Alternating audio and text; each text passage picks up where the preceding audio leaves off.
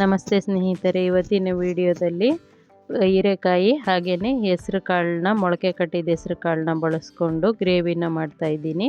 ಇದಕ್ಕೆ ಮೊದಲಿಗೆ ಒಂದು ಕುಕ್ಕರ್ನ ಇಟ್ಕೊಂಡಿದ್ದೀನಿ. ಅದಕ್ಕೆ ಒಂದು 4 ಟೇಬಲ್ ಸ್ಪೂನಷ್ಟು ಅಡುಗೆ ಎಣ್ಣೆನ ಸೇರಿಸ್ಕೊಂಡಿದ್ದೀನಿ. ಆನಂತರ 1.5 ಟೀ ಸ್ಪೂನಷ್ಟು ಜೀರಿಗೆನ ಹಾಕ್ಕೊಂಡಿದ್ದೀನಿ.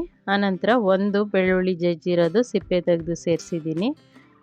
ಹಾಗೆಯೇ 2 ಕಡ್ಡಿ ಕರಿಬೇವು ಸೊಪ್ಪು, 2 ಒಣಮೆಣಸಿನ್ಕಾಯಿನ ಮುರಿದು ಸೇರಿಸ್ಕೊಂಡಿದ್ದೀನಿ. ಆನಂತರ 2 ಈರುಳ್ಳಿನ ಉದ್ದಕ್ಕೆ ಹೆಚ್ಚಿ ಸೇರಿಸ್ಕೊಳ್ತಿದ್ದೀನಿ. ಸೇರಿಸ್ಕೊಂಡು ಇದು ಸ್ವಲ್ಪ ಬಾಡಿಸ್ಕೊಂಡು ಆನಂತರ ಇದಕ್ಕೆ ನಾನು ಅರ್ಧ kg ಹೀರೆಕಾಯಿನ ಸಣ್ಣಕ್ಕೆ ಕಟ್ ಮಾಡಿ ಸೇರಿಸ್ಕೊಳ್ತಿದ್ದೀನಿ. ನಿಮಗೆ ಎಷ್ಟು ಸಣ್ಣ ದಪ್ಪ ಬೇಕೋ ಅಷ್ಟು ದಪ್ಪಕ್ಕೆ ಕಟ್ ಮಾಡಿ ಸೇರಿಸ್ಕೋಬೋದು. ಇವಾಗ 1-2-3 ಚಿಟಿಕೆಯಷ್ಟು ಅರಿಶಿನದ ಪುಡಿನ ಸೇರಿಸ್ಕೊಂಡೆ. ಇವಾಗ ಈರುಳ್ಳಿ ಸ್ವಲ್ಪ ಫ್ರೈ ಆದ ನಂತರ ನಾನು ಹೀರೆಕಾಯಿನ ಸೇರಿಸ್ಕೊಳ್ತೀನಿ. ಹೆಸ್ರು ಕಾಳನ್ನ ನೀವು ಮೊಳಕೆ ಕಟ್ಟಿದ ಹೆಸ್ರು ಕಾಳು ಇದ್ದರೆ ಬಳಸ್ಕೊಳ್ಳಿ, ಇಲ್ಲಾಂದರೆ ಬರೀ ಹೀರೆಕಾಯಿಲೇ ಮಾಡ್ಕೋಬೋದು.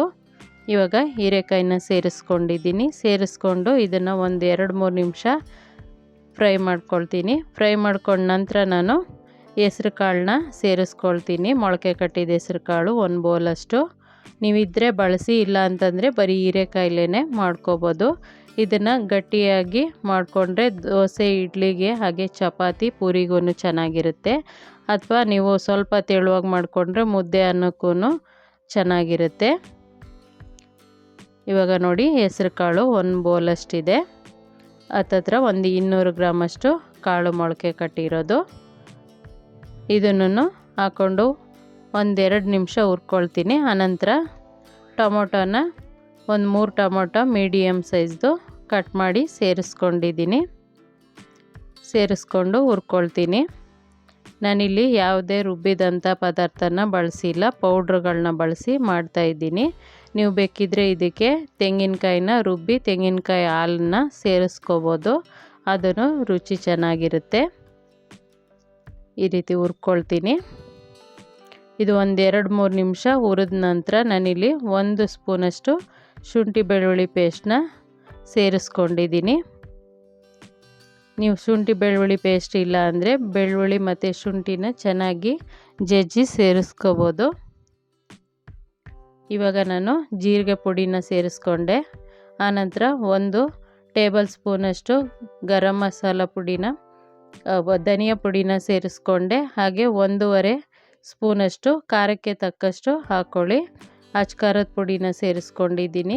ಇವಾಗ ಕೊನೆಯಲ್ಲಿ ಹಾಕಿದ್ದು ಗರಂ ಮಸಾಲ ಪುಡಿ, ಮೊದಲಿಗೆ ಹಾಕಿದ್ದು ಜೀರಿಗೆ ಪುಡಿ, 2ನೇ ಸರಿ ಹಾಕಿದ್ದು ನಾನು ಧನಿಯಾ ಪುಡಿ. ಈ 4 ಪುಡಿನ ಸೇರಿಸಿದ ನಂತರ ಹುರ್ಕೊಳ್ತಿದ್ದೀನಿ.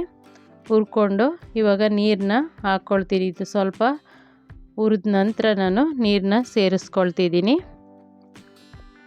ನೀವು ತಿಕ್ನೆಸ್ ಬೇಕು ಅಂತಂದರೆ ಕಡಲೆ ಹಿಟ್ಟನ್ನು ಕಲಸಿ ನೀವು ಸೇರಿಸ್ಕೋಬೋದು, ಆವಾಗ ಗಟ್ಟಿಯಾಗುತ್ತೆ.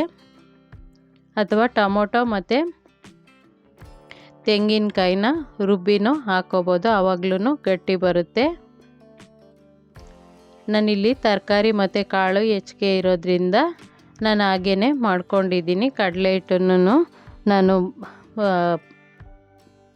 ಕಡಲೆ ಹಿಟ್ಟಿನ ಪುಡಿನೂ ನಾನು ಇಲ್ಲಿ ಕಲಸಿ ಸೇರಿಸ್ಕೊಂಡಿಲ್ಲ, ಹಾಗೇ ಮಾಡ್ಕೊಂಡಿದ್ದೀನಿ. ಇವಾಗ ರುಚಿಗೆ ತಕ್ಕಷ್ಟು ಕಲ್ಲುಪ್ಪನ್ನ ಸೇರಿಸ್ಕೊಂಡೆ.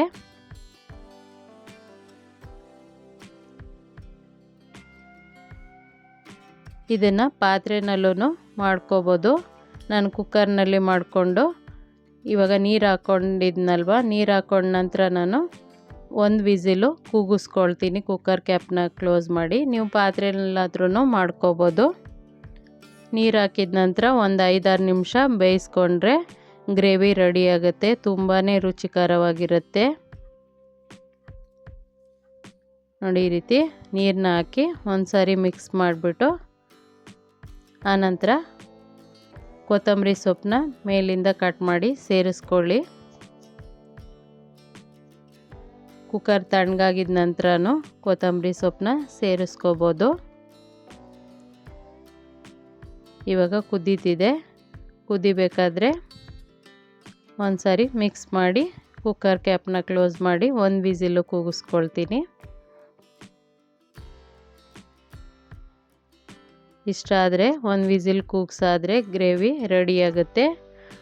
ಒಂದು ಸಾರಿ ಟ್ರೈ ಮಾಡಿ ಸ್ನೇಹಿತರೆ. ಈ ವಿಡಿಯೋ ಇಷ್ಟ ಆಗಿದರೆ ಪ್ಲೀಸ್ ಲೈಕ್ ಮಾಡಿ, ಮರಿದೆ ಕಮೆಂಟ್ ಮಾಡಿ. ಮೊದಲನೇ ಬಾರಿಗೆ ನಮ್ಮ ವಾಹಿನಿನ ನೋಡ್ತಾ ಇದ್ದರೆ ಪ್ಲೀಸ್ ಸಬ್ಸ್ಕ್ರೈಬ್ ಮಾಡಿಕೊಂಡು ನೋಡಿ. ಧನ್ಯವಾದಗಳು.